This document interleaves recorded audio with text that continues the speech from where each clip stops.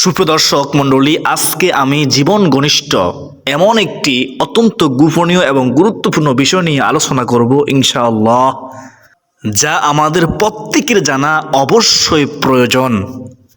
আর তা হলো স্বামী স্ত্রীর সহবাসে এমন কিছু ভুল কাজ করে ফেলেন যার কারণে একদিক থেকে যেমন মারাত্মক গুনাহ হবে, অন্যদিকে এর কারণে আপনার ঘর থেকে বরকত উঠে যাবে, আপনার হায়াত কমে যাবে, আপনার সংসারে অভাব অনটন লেগেই থাকবে, আপনার চেহারা ও যৌবন ধীরে ধীরে নষ্ট হতে থাকবে, আপনি বুঝতেও পারবেন না। তাই কেউ আজকের পর থেকে ভুলেও এই 7টি ভুল কাজ কখনোই করবেন না। তাই সুপ্রদর্শক, না টেনে ভিডিওটি শেষ পর্যন্ত দেখতে থাকুন, তা না হলে বড় বিপদে পড়ে যাবেন। আর আপনি যদি এই প্রথমবার আমাদের চ্যানেলে নতুন এসে থাকেন, তাহলে অনুগ্রহ করে আমাদের চ্যানেলটি সাবস্ক্রাইব করে দিবেন এবং ভিডিওতে একটি লাইকও করে দিবেন। প্রিয় দর্শক, মনে রাখবেন, মানব জীবনে লজ্জার গুরুত্ব রয়েছে। হযরত ইবনে ওমর রাদিয়াল্লাহু তাআলা আনহু থেকে বর্ণিত, রাসূলুল্লাহ সাল্লাল্লাহু আলাইহি ওয়াসাল্লাম বলেছেন, লজ্জা ঈমানের অংশ। তবে সেসব ক্ষেত্রে লজ্জা নিন্দনীয়। তার 1 নম্বরে হলো জ্ঞান অন্বেষণে লজ্জা করা। জ্ঞান অন্বেষণে লজ্জা করা যাবে না প্রিয় দর্শক। যেমন হযরত আয়েশা সিদ্দিকা রাদিয়াল্লাহু তাআলা আনহা থেকে বর্ণিত, রাসূলুল্লাহ সাল্লাল্লাহু আলাইহি ওয়াসাল্লাম জ্ঞান অন্বেষণে লজ্জা না করায় আনসারী নারীদের প্রশংসা করে বলেন, আনসারী মহিলারা কতই না উত্তম, লজ্জা কখনোই তাদের ধর্মের বিষয়ে জ্ঞান অন্বেষণে বিরত রাখতে পারে না। সুবহানাল্লাহ, সহিহ মুসলিম শরীফের হাদিস। হযরত মুজাহিদ রহমতুল্লাহি আলাইহি বলেন, লজ্জাশীল এবং অহংকারী ব্যক্তি ইলম অর্জন করতে পারে না। প্রিয় দর্শক, দ্বিতীয় হলো সত্য কথা বলা বা প্রকাশ করার ক্ষেত্রে লজ্জা না করা। কেননা মহান আল্লাহ তাআলা বলেন, আল্লাহ তাআলা সত্য বলতে লজ্জাবোধ করেন না। সূরা আহজাব আয়াত হচ্ছে 53।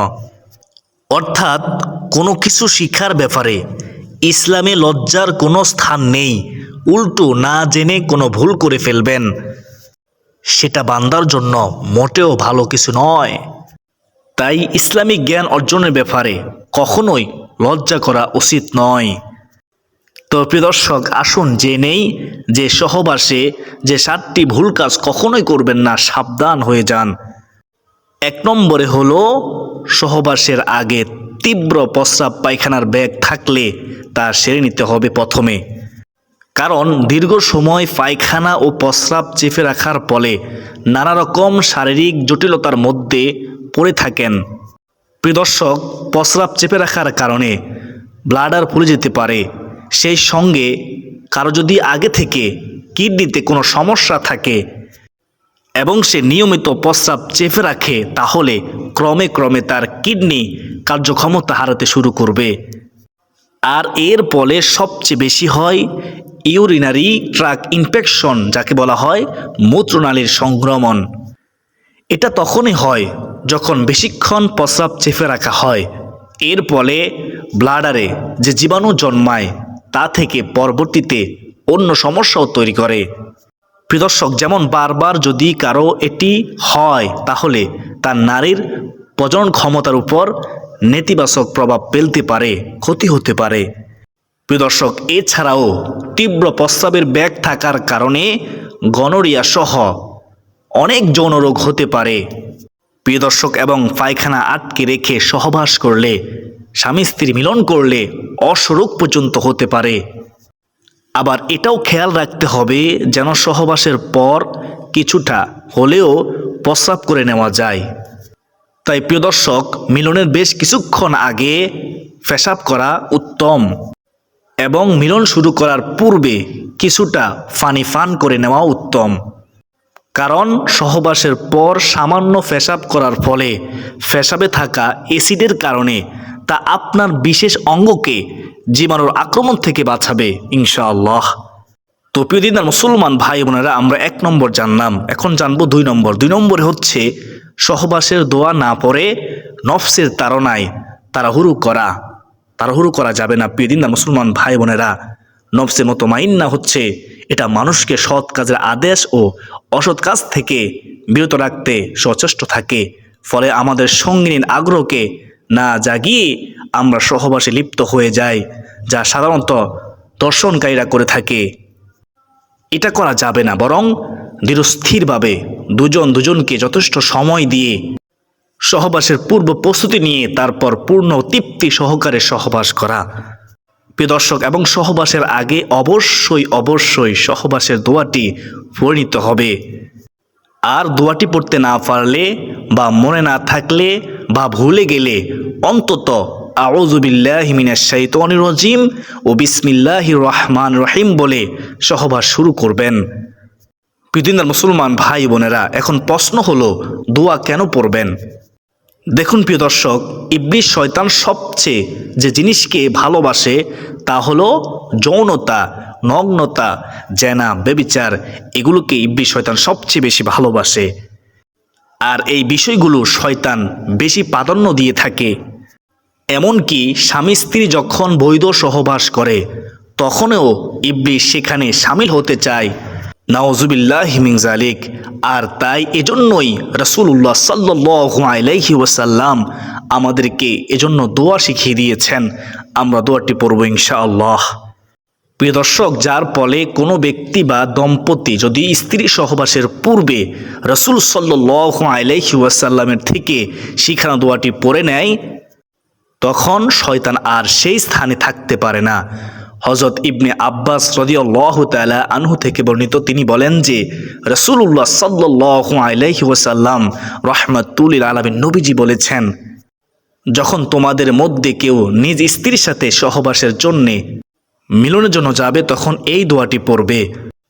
কেননা এক জিন ইসলাম গ্রহণের পর আমাকে বলল যে সে যেই ব্যক্তিকে ধরেছিল সে যখনই নিজের স্ত্রীর সাথে সহবাস করত তখন আমিও তার সাথে অংশগ্রহণ করতাম, কেননা সে দোয়া পড়তো না। বুখারী শরীফের হাদিস।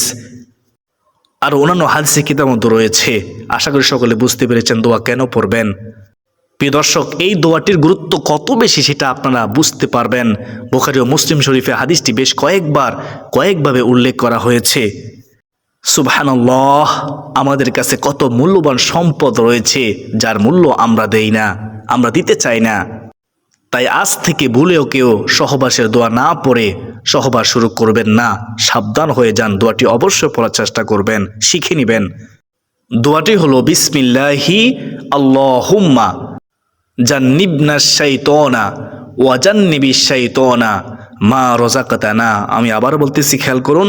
বিসমিল্লাহি আল্লাহুম্মা জান্নিবনাশ শাইতানা ওয়া জান্নিবিশ শাইতানা মা রাযাকতানা।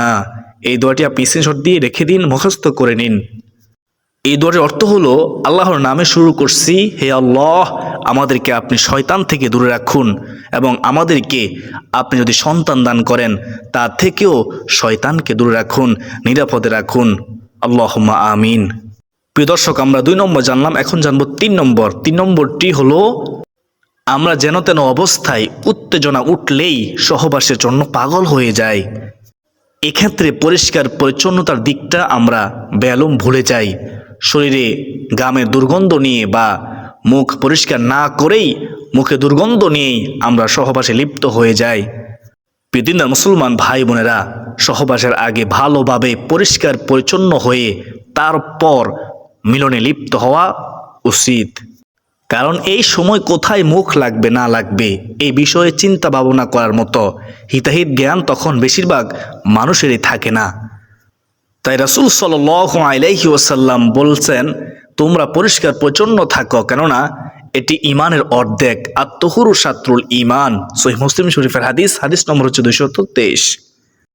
অপর এক হাদিসে এসেছে, রাসূলুল্লাহ সাল্লাল্লাহু আলাইহি ওয়াসাল্লাম বলেছেন, ইসলাম পরিচ্ছন্ন, সুতরাং তোমরা পরিচ্ছন্নতা অর্জন করো, নিশ্চয়ই কেবল পরিচ্ছন্ন ব্যক্তি জান্নাতে প্রবেশ করবে। সুবহানাল্লাহ। প্রিয় দর্শক, আর এই সহবাস হলো জান্নাতের সুখের একটি নিঃশ্বাস। তাই আমরা প্রত্যেকেই পরিষ্কার পরিচ্ছন্ন হয়েই সহবাসে মিলিত হব ইনশাআল্লাহ। প্রিয়দিনের মুসলমান ভাই বোনেরা, আমরা এখন জানবো 4 নম্বর ভুলটিও তৃতীয় ভুলের সাথে সাদৃশ্যপূর্ণ, আর তা হলো সহবাসের পূর্বে বিছানা ভালোভাবে জেনে না নেওয়া। বিষয়টা অনেকের কাছে সাধারণ এবং গুরুত্বহীন মনে হলেও এই ভুলটির জন্য সহবাসে অনেক বড় রকমের বিপদ হতে পারে। যেমন স্যাঁতস্যাঁতে বিছানায় সহবাস করবেন না, কারণ স্যাঁতস্যাঁতে বিছানা হলো জীবাণুদের কারখানা। প্রিয় দর্শক, ইনফেকশনের হাত থেকে বাঁচতে গেলে বিছানাটা পরিষ্কার কিনা তা সবার আগে দেখুন ভালোভাবে। দীর্ঘদিন একই বিছানার চাদর ব্যবহার করলে সেখানেও বিপদ লুকিয়ে থাকে।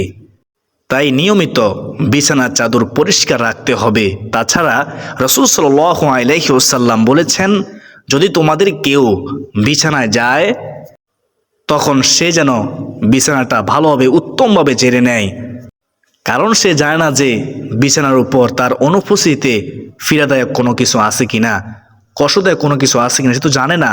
বুখারী শরীফের হাদিস নম্বর হচ্ছে 632। প্রিয় দর্শক, অর্থাৎ বিছানায় সাপ, বিচ্ছু, পোকা মাকড়, পিঁপড়া, চারপোকা ইত্যাদি থাকলে তা ঘুমের জন্য বা সহবাসের জন্য প্রতিবন্ধকতা সৃষ্টি করতে পারে। প্রিয় দর্শক, মনে রাখবেন, আমাদের যৌনাঙ্গ খুব সেনসিটিভ হয়ে থাকে। সেখানে যদি কোনো পিঁপড়ে বা পোকামাকড় কামড় দেয় তাহলে মারাত্মক ক্ষতি হতে পারে। তাই সহবাসের পূর্বে অবশ্যই বিছানা ঝেড়ে নেওয়া একান্ত জরুরি। প্রিয় মুসলমান ভাই বোনেরা, আমরা 4 নম্বর জানলাম, এখন জানলাম 5 নম্বর ভুলটি হলো নিয়ত খালিজ করে না নেওয়া। অর্থাৎ এই কাজটির মাধ্যমে নিজেকে হারাম পথ থেকে বিরত রেখে হালাল পথে মুসলিম উম্মাহর সংখ্যা বৃদ্ধি করার এবং সওয়াব অর্জনে নিয়ত করা। হাদিসে এসেছে, স্ত্রী সহবাসও এক প্রকার সদকা, নেকির কাজ, উত্তম কাজ। একথা শুনে সাহাবীরা বললেন, ইয়া রাসূলুল্লাহ, ইয়া হাবিবাল্লাহ নবী গো, কেউ যদি স্ত্রী সহবাস করে এতো কি সে সওয়াব রয়েছে? উত্তরে রাসূলুল্লাহ সাল্লাল্লাহু আলাইহি ওয়াসাল্লাম বললেন, তোমরা কি মনে করো যদি সে বিবাহ বহির্ভূত হারাম পথে অর্থাৎ বিবাহ বহির্ভূত সহবাস করত অন্য বেগানা মহিলার সাথে, তাহলে তাতে কি তাদের গুনাহ হতো না? তখন সাহাবীরা বললেন, জি হ্যাঁ, অবশ্যই গুনাহ হতো ইয়া রাসূলুল্লাহ সাল্লাল্লাহু আলাইহি ওয়াসাল্লাম। তখন নবী সাল্লাল্লাহু আলাইহি ওয়াসাল্লাম বললেন, ও আমার সাহাবীরা শুনো, অনুরূপভাবে যদি কেউ হালাল পথে সহবাস করে, স্ত্রীর সাথে সহবাস করে, তবে সে তার জন্য অবশ্যই সওয়াব পাবে, নেকি পাবে, আল্লাহ খুশি হবে। সুবহানাল্লাহ সুবহানাল্লাহ, মুসলিম শরীফের হাদিস। প্রিয় দর্শক, আমরা 5 নম্বর জানলাম, এখন জানবো 6 নম্বর ভুলটি হচ্ছে একাধিকবার স্ত্রী সহবাসের ক্ষেত্রে প্রতিবার শুক্র নির্গত হওয়ার পর সহবাসের আগে ওযু করে নিবে এবং অতঃপর পুনরায় সহবাসে লিপ্ত হবেন। কেননা একবার সহবাসের পর পুনরায় সহবাস করতে চাইলে এর মাঝে ওযু করে নেওয়া মোস্তাহাব, এটা হচ্ছে উত্তম, এবং এতে দ্বিতীয় সহবাসে বেশি প্রশান্তি পাওয়া যায়। হাদিসে এসেছে, রাসূলুল্লাহ সাল্লাল্লাহু আলাইহি ওয়াসাল্লাম বলেছেন, যখন তোমাদের কেউ নিজ স্ত্রীর সাথে সহবাস করার পর আবার সহবাস করতে চায় তখন সে যেন এর মাঝখানে ওযু করে নেয়, কেননা এটি দ্বিতীয়বারের জন্য অধিক প্রশান্তিদায়ক। মুসলিম শরীফের হাদিস। প্রিয় মুসলমান ভাই বোনেরা, আমরা এখন জানবো 7 নম্বর যে ভুল, তা হলো অনেকে স্ত্রীর হায়েজ চলাকালীন সময়ে কন্ডম দিয়ে সহবাস করে থাকেন। এটা একদমই নিষেধ, এটি হারাম কাজ। কেননা হায়েজ অবস্থায় সহবাস করা হারাম।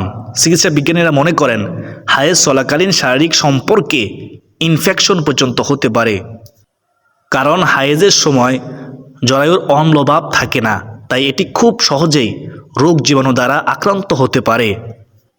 অথচ 1450 বছর আগে ইসলামে হায়েজের সময় স্ত্রী মিলন সম্পর্কে হারাম ঘোষণা করা হয়েছে। তাই নবীজি বলেন, যে ব্যক্তি হায়েজা নারীর সাথে সহবাস করে সে আল্লাহর কোরআনকে অস্বীকারী হিসেবে চিহ্নিত হবে। নাউজুবিল্লাহি মিন যালিক, সেজন্য কোরআনকে অস্বীকার করলো। কেননা আল্লাহ তাআলা পবিত্র কোরআনে হায়েজ অবস্থায় সহবাস নিষিদ্ধ করেছেন, হারাম করেছেন, এটা আমাদের মানতেই হবে। তিরমিজি শরীফের হাদিস নম্বর হচ্ছে 13। প্রিয় দর্শক, হায়েজ চলাকালীন শারীরিক সম্পর্ক হলে হায়েজের যে রক্ত শরীরের ভেতর থেকে বের হয় সেটি অন্য কোনো অংশে ঢুকে জমাট বেঁধে যেতে পারে। এতে হতে পারে বিভিন্ন ধরনের রোগ এবং পুরুষের বিশেষ অঙ্গকেও রোগ ব্যাধি ও ইনফেকশন হতে পারে। এছাড়া হায়েজের সময় শারীরিক সম্পর্ক হলে রক্তপাত স্বাভাবিকের চেয়ে তুলনামূলকভাবে অনেক বেশি হতে পারে, তাই সাবধান হয়ে যান। তাই প্রিয় দর্শক, কোনোভাবেই হায়েজ চলাকালীন কোনোভাবেই শারীরিক সম্পর্ক করবেন না। তবে স্ত্রীর হায়েজের সময় স্বামীর থাকতে কষ্ট হলে সেক্ষেত্রে আপনি স্ত্রীর সাথে সহবাস করা ব্যতীত অন্য সমস্ত কিছু করতে পারবেন এবং স্ত্রীর সাহায্য নিয়ে শুক্রপাত ঘটিয়ে নিজের চরিত্রে হেফাজত করতে পারবেন। হযরত আয়েশা সিদ্দিকা রাদিয়াল্লাহু তাআলা আনহা থেকে বর্ণিত, তিনি বলেন, হায়েজ অবস্থায় আমি ইজার পরে নিতাম এবং রাসূল সাল্লাল্লাহু আলাইহি ওয়াসাল্লাম তখন আমার সাথে মিশামিশি করতেন। সহিহ বুখারী শরীফের হাদিস নম্বর হচ্ছে 300। অর্থাৎ হায়েজ অবস্থায় স্ত্রীতে প্রবেশ ব্যতীত অন্যান্য আনুষঙ্গিক বিষয় করার অনুমতি আছে। যেমন হযরত মাইমুনা রাদিয়াল্লাহু তাআলা থেকেও আমরা আরও একটি হাদিস পাই, সেখানে বর্ণিত, তিনি বলেন, রাসূলুল্লাহ সাল্লাল্লাহু আলাইহি ওয়াসাল্লাম তার কোনো স্ত্রীর সাথে হায়েজ অবস্থায় মিশামিশি করতে চাইলে তাকে ইজার পড়তে বলতেন। মুসলিম শরীফের হাদিস, মুসনাদে আহমদ শরীফের হাদিস। প্রিয় দর্শক, আরেকটি ভুল হলো অনেক পুরুষেরাই অনেকের শখের বশে স্ত্রীর পেছন পথে মিলন করতে চায়, বায়ুপথে মিলন করতে চায়, কিংবা নিজের কোনো বন্ধু বান্ধব তার স্ত্রীর সাথে এমনটা করেছে শুনেছেন, তাই আপনিও করবেন। এমন ইচ্ছা নিয়ে স্ত্রীকে জোরপূর্বক বা আপোষে রাজি করিয়ে এমনটা করলেন। যদি কখনো এমনটা করে থাকেন তাহলে আজই আল্লাহর নিকট তওবা করুন। প্রিয় দর্শক, আবার অনেকে নীল সিনেমা দেখে বা খারাপ ভিডিও দেখে তার থেকে অনুপ্রাণিত হন। অনেকে আছেন এরকম, বিবাহের পর স্ত্রীর সাথে এমনটা করবেন বলে চিন্তা করে থাকেন। তাই যারা এমন ইচ্ছা নিয়ে বা এমন চিন্তা নিয়ে বসে আছেন তারাও সাবধান হয়ে যান, এমনটা ভুলও কখনো করবেন না। কেননা রাসূলুল্লাহ সাল্লাল্লাহু আলাইহি ওয়াসাল্লাম বলেছেন, যে ব্যক্তি তার স্ত্রীর মলদ্বারে বা বায়ুপথে তথা পায়খানা রাস্তায় সঙ্গম করে, মিলন করে, আল্লাহ তাআলা তার দিকে দয়ার দৃষ্টি তাকাবেন না, রহমতের দৃষ্টি তাকাবেন না, নাউজুবিল্লাহ, তার উপর লানত, অভিশাপ, এবং তার প্রতি রহম করেন না এবং কিয়ামতের দিনেও তাকে পবিত্র করবেন না, নাউজুবিল্লাহি মিন যালিক। সহিহ ইবনে মাজাহ হাদিস নম্বর হচ্ছে 1923। অপরদিকে আমরা জানি যে পায়খানা রাস্তা হলো জীবাণুদের কারখানা, তাই সেখানে স্বামী পুরুষাঙ্গ প্রবেশ করালে স্বামীর পুরুষাঙ্গটি জীবাণু দ্বারা আক্রান্ত হতে পারে। এর ফলে SIV অর্থাৎ গনেরিয়া, সিফিলিসের মতো মারাত্মক মরণঘাতী রোগের সৃষ্টি হতে পারে স্বামীর, নাউজুবিল্লাহ। সাবধান হয়ে যান। আল্লাহ তাআলা আমাদের সবাইকে যেন সহি বুঝ দান করুন। সকলে বলি আল্লাহুম্মা আমিন। তো প্রিয় দর্শক, যারা ভিডিওটি শেষ পর্যন্ত দেখেছেন তারা কমেন্টে আলহামদুলিল্লাহ লিখুন এবং ভিডিওটি শেয়ার করে দিবেন যাতে সবাই জানতে পারে, এই ভুলগুলো থেকে বাঁচতে পারে। ইনশাআল্লাহ শেয়ার করে দিবেন।